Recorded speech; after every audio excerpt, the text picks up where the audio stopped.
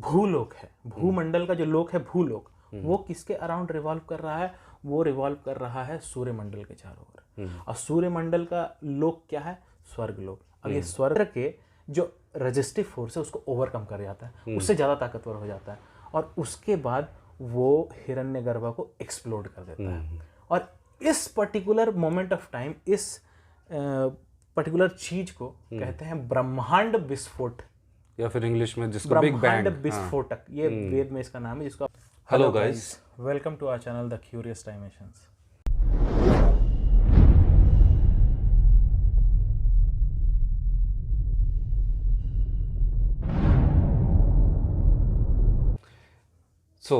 आज हम बात करने वाले हैं यूनिवर्स के बारे में, और ये हमारा सेकंड पॉडकास्ट है।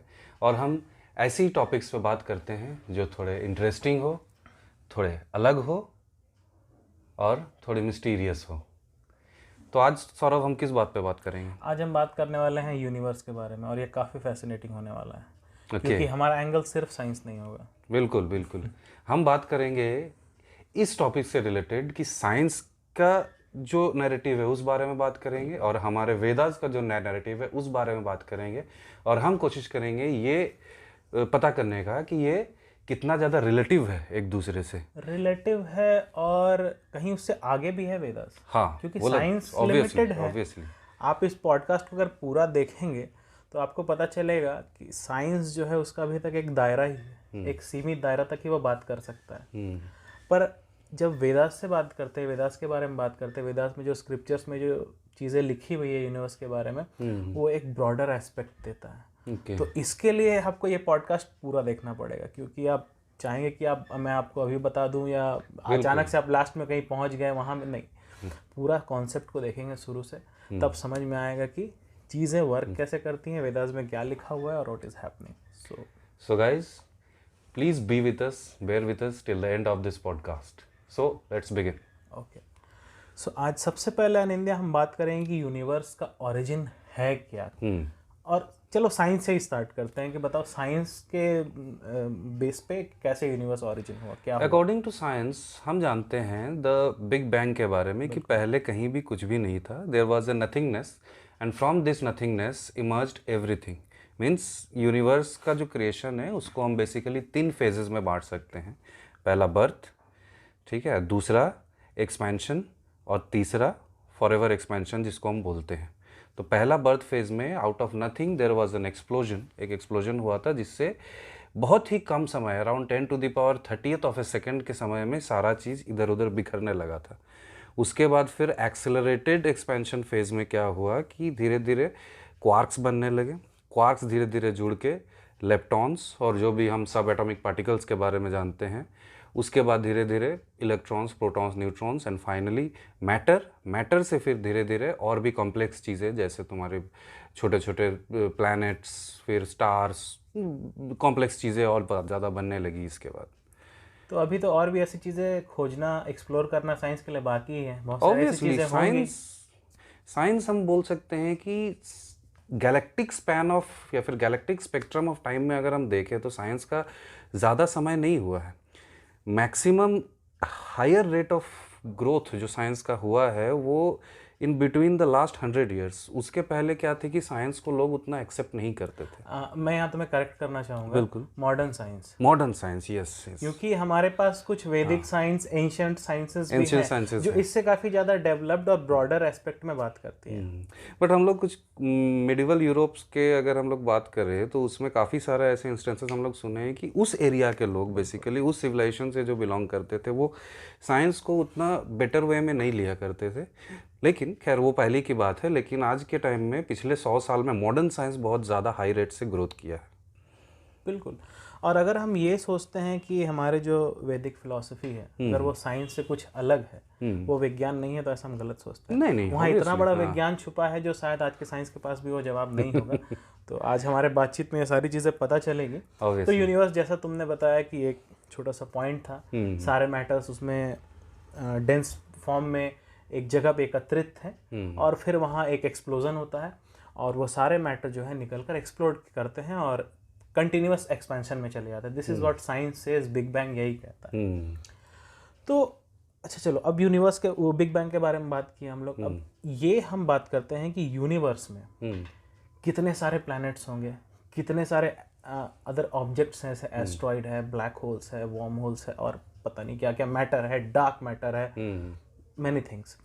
तो टू बी वेरी प्रिसाइज कि अगर हम अर्थ सरफेस पे आते हैं, अब हम और तुम ह्यूमन बींग्स, क्रीचर्स, लिविंग हमारे घर पे कोई पेट है, कुछ एनिमल्स हो गए, बर्ड्स हो गए, even we know some bacterias जिसको हम लोग माइक्रोस्कोप से देख लेते हैं, सम बिगर एनिमल्स, एलिफेंट हो गया, जिराफ हो गया। तो ये इन चीज़ों को अभी तक हम देख पा रहे हैं, और अगर हम इन चीज़ों को देख पाते हैं तो उसका कारण है कि जो 3 डायमेंशन को हम लोग परसीव कर पाते हैं, लेंथ, ब्रेथ और हाइट, ये 3 डायमेंशंस जो हम जानते हैं। तो ये 3 डायमेंशंस की जानकारी होने के कारण ही मैं तुम्हें देख पा रहा हूँ कि तुम 3 डायमेंशनल ऑब्जेक्ट यहाँ बैठे हो, क्योंकि हम मेनली 3 डायमेंशंस में ही देख सकते हैं, ये माना गया है, लेंथ, ब्रेथ और हाइट। अगर मैं इसे कहूँ कि फिलहाल जो हमारे सेंसेस हैं, फिलहाल जो हमारा लेवल ऑफ कॉन्शियसनेस है, उसके कारण हम सिर्फ 3 डायमेंशंस को देख सकते हैं। हाँ, अगर इस कॉन्शियसनेस के लेवल को बढ़ाया जाए, मे बी योग, साधना, सिद्धि, ऑब्वियसली दिस इज पॉसिबल।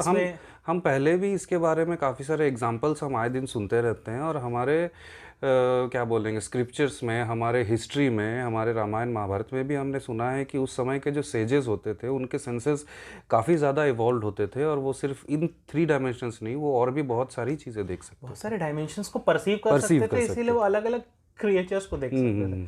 तो वहाँ हमें जो सुनने को मिलता है, हम जब भी रामायण देखते हैं, महाभारत देखते हैं, या उसे पढ़ते हैं, या कुछ एंशिएंट स्क्रिप्चर्स पढ़ते हैं, तो जो बीइंग्स हैं फिलहाल यहाँ, bacterials, micro beings, human beings, animals, birds etcetera, जो पानी में रहने वाले कुछ, और मे बी डीप ओशन में रहने वाले, जो आजकल पता चल रहा है कि डीप ओशन में भी कुछ क्रिएचर्स हैं। अभी तक तो ओशन भी इन्होंने एक्सप्लोर हुआ नहीं, उसे छोड़ते हैं हम लोग। तो इसके अलावा हमें अपने स्क्रिप्चर्स में, अपने पुराणों में, अपने वेदास में, एंशिएंट स्टोरीज में पता चलता है कि देयर वेर बीइंग्स, राक्षस, यक्ष, गंधर्व, देवताज, यक्षिनीज।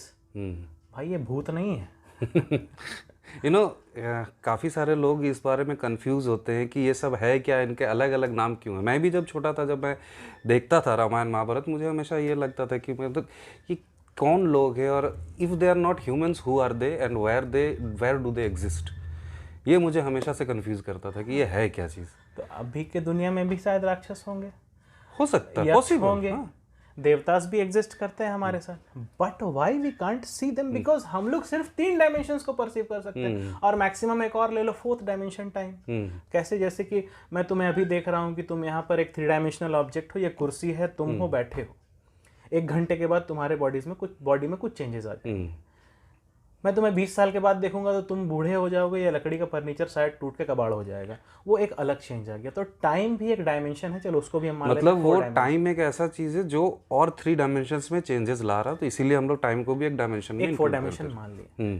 But according to science, modern science, quark level पे, क्वांटम लेवल पे 10 to 11 डायमेंशंस उन्होंने एक्सप्लोर किया, डिस्कवर किया। According to Vedas, there are 64 dimensions, 64 dimensions होते हैं। Really? Yes. अरे So, अगर मैं तुम्हें यहाँ देख रहा हूँ, हमारा लेंथ, ब्रेथ, हाइट और टाइम का डायमेंशन है, तुम यहाँ बैठे हो, उसको 1, 2 और 3 डायमेंशन 1, 2, 3, 4 ले लेते हैं।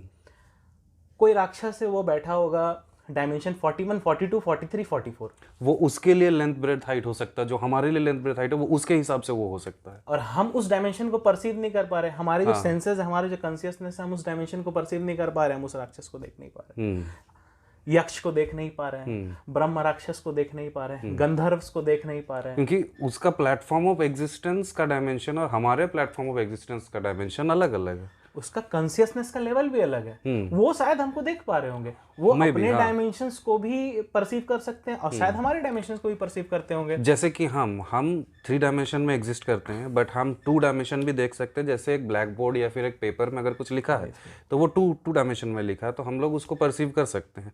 एक सिंगल लाइन है तो वो 1 डायमेंशन में, उसको हम लोग परसीव कर सकते हैं। मतलब हम लोग हमसे नीचे के जो डायमेंशंस है उन सारे डायमेंशंस को परसीव कर सकते हैं, बट हमारे ऊपर के डायमेंशन को नहीं परसीव कर सकते। अब हमारे नीचे जो डायमेंशंस हैं, हमारे जो नीचे क्रिएचर्स हैं, माइन्यूट क्रिएचर, बैक्टीरियाज होंगे या कुछ होंगे, वो शायद हम जो 3 डायमेंशंस को परसीव करते हैं वो उन डायमेंशन को परसीव नहीं कर पाते, वो हमें एज अ 3D ऑब्जेक्ट नहीं देख पाते होंगे।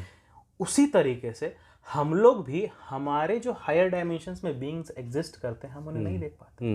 अब क्या पता इन इंडिया हम लोग पॉडकास्ट कर रहे हैं, यहाँ पर कोई अपना यक्ष भाई बैठा हो हेलो तो ये कोई और डायमेंशन हो गए, ये देख रहा हो कि हम लोग यहाँ पॉडकास्ट कर रहे हैं और इसी के बारे में बात कर रहे हैं जो भी।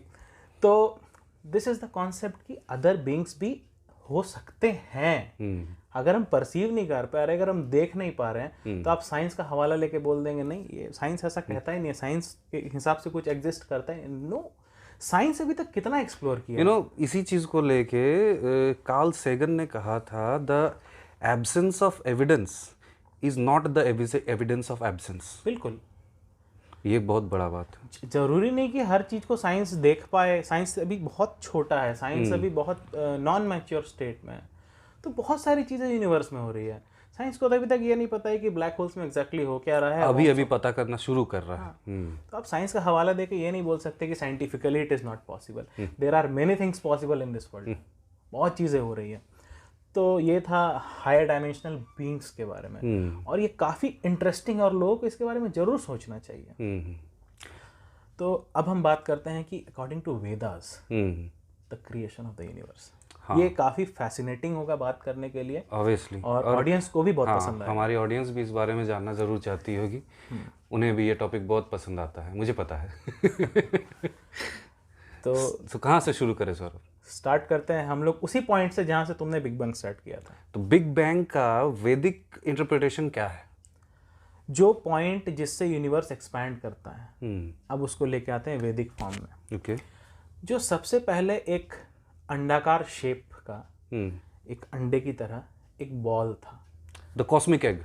The cosmic egg. इसको मैं एग्जैक्टली वहाँ जो इंटरप्रिटेशन है उससे लेकर नहीं बोल रहा हूँ, मैं एक लोगों को समझाने के लिए, तुम्हें समझाने के लिए बता रहा हूँ कि एक कॉस्मिक एग था, एक अंडाकार था। अब इसका नाम क्या था वेदास में?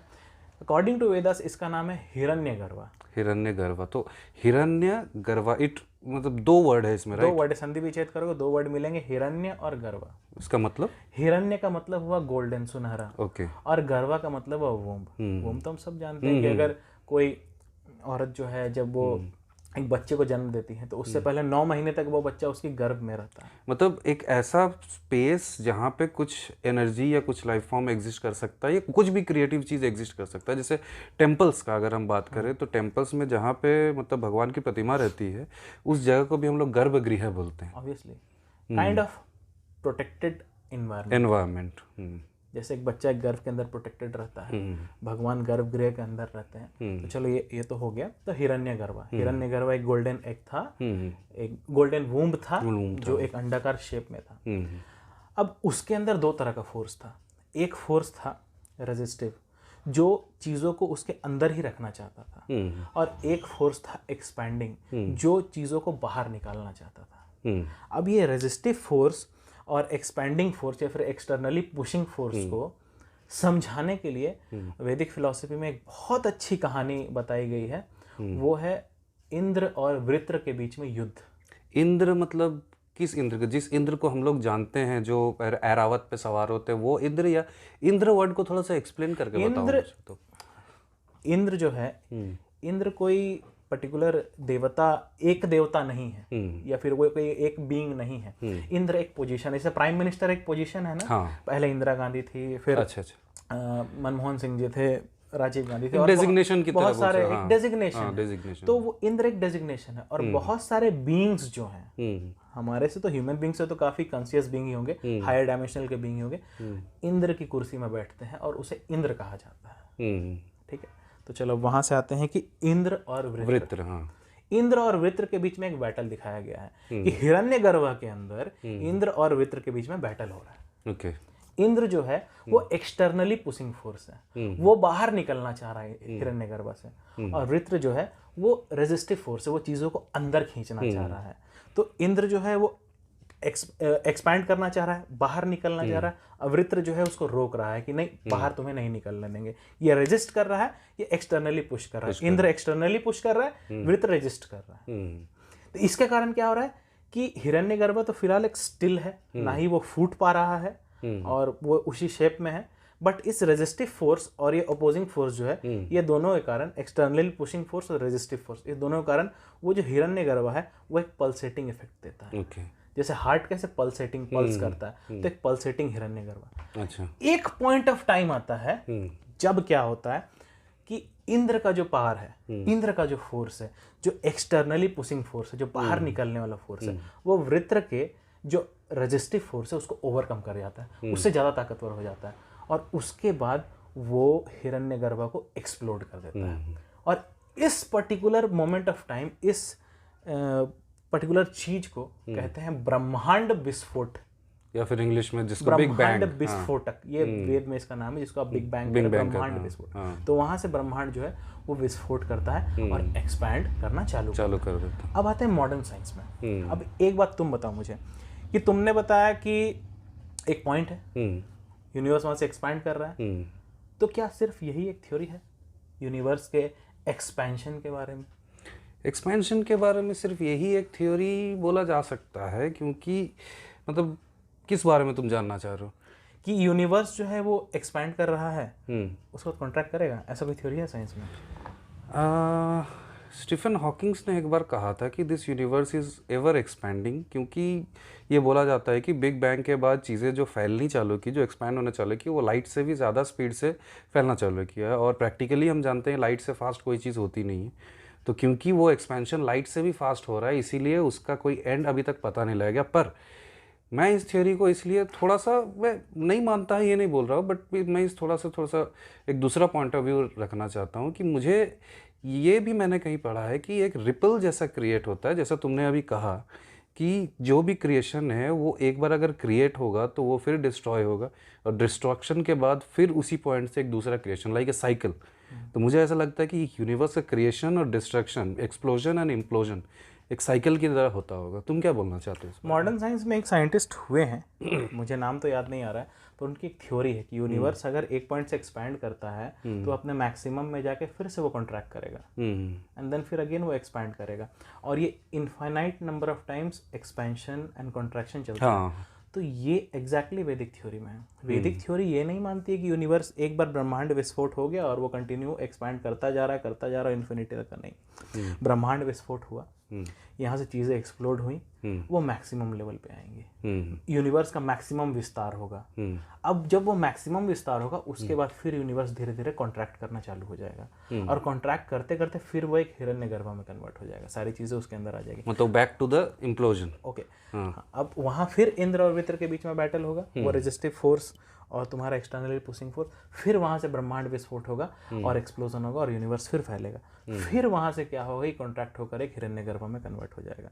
तो इस तरह से कंटिन्यूअसली एक साइन वेव कैसा होता है, हाँ, कंटिन्यूअसली यूनिवर्स बनेगा, संचालन होगा, यूनिवर्स खत्म होगा, यूनिवर्स बनेगा, संचालन होगा, यूनिवर्स खत्म होगा। मतलब starting from zero, maximum amplitude में एक्सपेंशन, उसके बाद फिर वापस फिर वही पॉइंट जीरो पे वापस। ब्रह्मा क्रिएशन, विष्णु जो संचालन करता है, संचालन, and then Mahesh the destroyer, and again start. You know, एक ये ब्रह्मा विष्णु महेश की जो तुमने अभी बात की, मैंने एक थ्योरी इस बारे में पढ़ी है कि जो हम जानते हैं the divine Trinity, Brahma Vishnu और महेश, ये मतलब रियलिटी के अलग अलग एस्पेक्ट्स को रिप्रेजेंट करते हैं। जैसे शिव जो है, महादेव जो है, जिसको हम महाकाल बोलते हैं, तो काल का मतलब होता है टाइम, समय, तो वो रिप्रेजेंट करते हैं टाइम को। विष्णु, नारायण जिसके हम बोलते हैं, वो रिप्रेजेंट करते हैं स्पेस को, and that is why we say कि हर जगह है, ठीक है, हर जगह। क्यों? क्योंकि आप एक छोटा सा एक एटम को ले लें, एक माइक्रो यूनिवर्स ले लें, चाहे एक मैक्रो यूनिवर्स ले लें, स्पेस को हम लोग हर जगह पे पाते हैं। आप बड़ा से बड़ा यूनिवर्स में तो ऑब्वियसली हम स्पेस देख पाते हैं, बट एक एटम का अगर हम बात करें, एक न्यूक्लियस और एक इलेक्ट्रॉन जो उसके आसपास रिवॉल्व हो रहे हैं, उसके बीच में भी तो स्पेस है, एंड बहुत ज़्यादा स्पेस है। In an atomic point of view वो स्पेस बहुत ज़्यादा है, तो इसीलिए ये स्पेस जो है, ये क्या बोलते हैं, इटर्नल एग्जिस्टेंट है। और ब्रह्मा जो है, क्योंकि हम लोग उसको क्रिएटर बोलते हैं, ही मतलब वो मैटर को रिप्रेजेंट करते हैं। तो ये बहुत एक अच्छा थ्योरी मैंने पढ़ा था। तो मतलब आप जब इलेक्ट्रॉन के लेवल पे भी चले जाएंगे तो वहाँ भी कुछ चीज़ें घूम रही हैं किसी और चीज़ के चारों ओर। आप प्लैनेट के लेवल पे भी चले जाओगे तो प्लैनेट सन के चारों ओर घूम रहे हैं। आप गैलेक्सीज के लेवल पे भी चले जाओगे तो गैलेक्सीज भी किसी एक पॉइंट के चारों एक रिलेशन है। तो हर जगह कंटिन्यूअसली रोटेशन देख रहे हैं आप कि चीज़ें रिवॉल्यूशन देख रहे हैं, सॉरी, चीज़ें जो हैं वो किसी एक पॉइंट के आगे रिवॉल्यूशन करती रहती हैं। सो ये काफ़ी फैसिनेटिंग था। और मुझे तो बहुत ही इंटरेस्टिंग लग रहा है इस टॉपिक को बात करते हुए, क्योंकि इन सारी बातों को लिटरली इंडियंस को जानना चाहिए। हाँ, अच्छा, तो मूव ऑन करते हैं। अच्छा, एक प्लानिटरी मोशन जो है, या फिर प्लैनेट जिस तरह से बने हैं, या जो भी प्लैनेट स्टार्स जिस तरह से बनते हैं, उसका भी एक थ्योरी है साइंस में कि धीरे धीरे ग्रेविटी के कारण पार्टिकल्स जो बने, जैसे मैंने कहा था, पार्टिकल्स बनने के बाद फोर्स ऑफ ग्रेविटेशन के कारण वो धीरे धीरे एक दूसरे के पास आने लगे। पास आते आते वो रोटेट होते और भी ज़्यादा ग्रेविटी के कारण वो और ज़्यादा पार्टिकल्स को अट्रैक्ट कर देगा और धीरे धीरे टेराफॉर्मिंग जिसे हम बोलते हैं वो होना चालू हुआ। या फिर जो हॉट गैसेस जो हैं वो एक साथ होकर स्टार्स बनाना चालू किया। एक नेबुला से एक स्टार बनता है, ठीक है, और स्टार भी हर एक चीज़ का लाइफ टाइम होता है। तो क्या वेद में या फिर हम लोग के एशियंट साइंस में भी एक थ्योरी इस तरह का है? वो थ्योरी प्लीज़ हमारे दर्शकों को प्लीज़ बताओ। प्लैनेटरी मोशन के बारे में अगर तुम जानना चाहोगे तो जो प्लैनेटरी मोशन हमारे वेद में है वो काफ़ी फैसिनेटिंग है तुम्हारे नॉर्मल प्लैनेटरी मोशन से।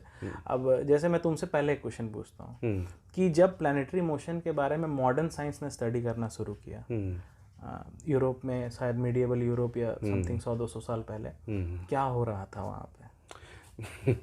मिडिवल यूरोप में पहले आई थिंक तुम्हें पता होगा, एक सोसाइटी है जो अभी भी एग्जिस्ट करती है, फ्लैट अर्थर सोसाइटी जिसे बोला जाता है, जो समझते हैं कि अर्थ फ्लैट है। नाम से पता चलता है, कैन यू बिलीव इट। वो मानते थे और अभी भी कुछ लोग हैं जो मानते हैं कि अर्थ फ्लैट है, मतलब वो अगर चल के इस छोर में जाएंगे तो वो गिर जाएंगे वहाँ से, उन्हें लगता है। वो उनका मानना है कि अर्थ फ्लैट है और उस फ्लैट चीज़ के चारों तरफ ही ये घूमती है, अपनी सूरज, ये सन वगैरह ये घूमते रहते हैं। फिर धीरे धीरे और भी जब समय आगे बढ़ते गया तो सबको ये लगने लगा कि अर्थ जो है वो सेंटर है और उसके चारों तरफ मून, सन वगैरह चारों तरफ घूमते थे। लैक ऑफ इंफॉर्मेशन जिसको बोला जा सकता है। वो भी बहुत दिन तक तो वो कहते थे कि सर्कुलर पाथ में घूमते, फिर केपलर आए, उन्होंने बताया कि नहीं, वो इलेप्टिकल पाथ।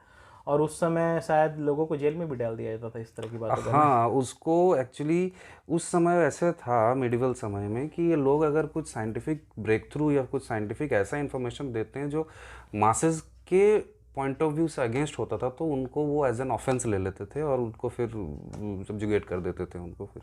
तो ये 200, 300, 400 साल पहले की बात है। हाँ, पर पता है कि 5000 साल पहले क्या लिखा गया था? Our ancient sciences. You will not believe.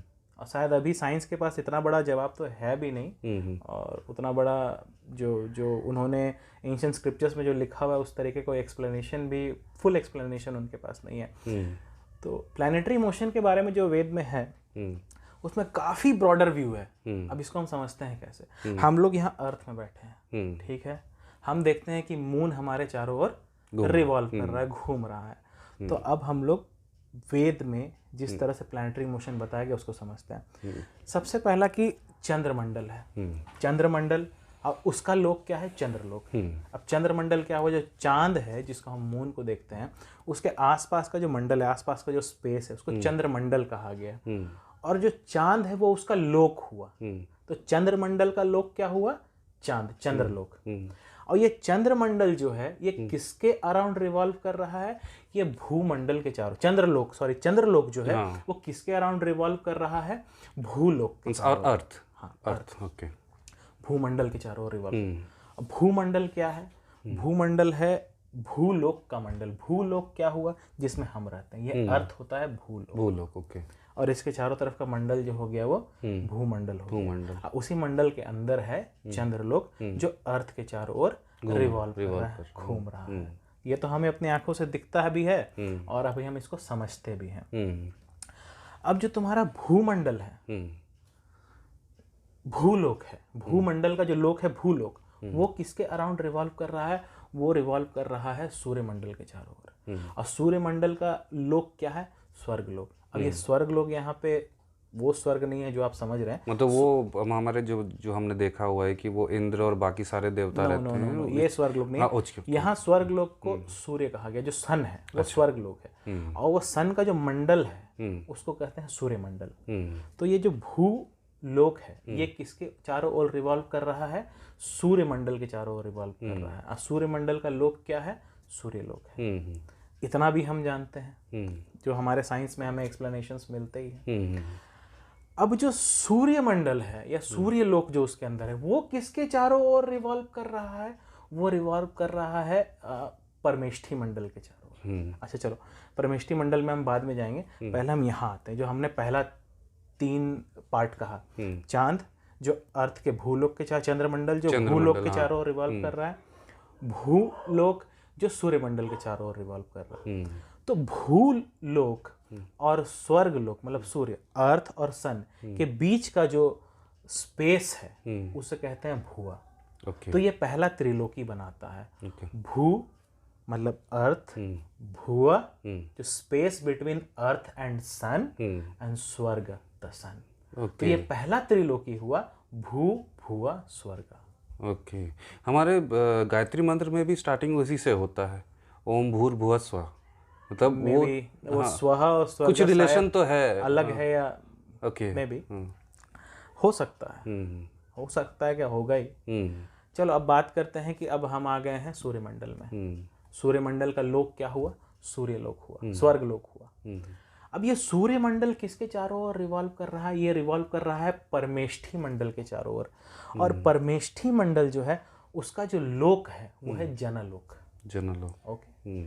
तो सूर्यमंडल किसके चारों ओर रिवॉल्व कर रहा है? इसको मैं बार बार इसीलिए बता रहा हूँ कि समझने में आसान है, क्योंकि एक बार में मैं इसे समझा के छोड़ दूं या विस्तार नहीं करूँ तो नहीं ये जरूरी है, क्योंकि ये कॉन्सेप्ट बहुत लोगों को नहीं पता है। सूर्य लोक है वो किसके चारों ओर रिवॉल्व कर रहा है? परमेष्ठी मंडल के चारों ओर। परमेष्ठी मंडल का लोक क्या है? जनलोक। जनलोक। अब यहाँ बनेगा सेकंड त्रिलोकी।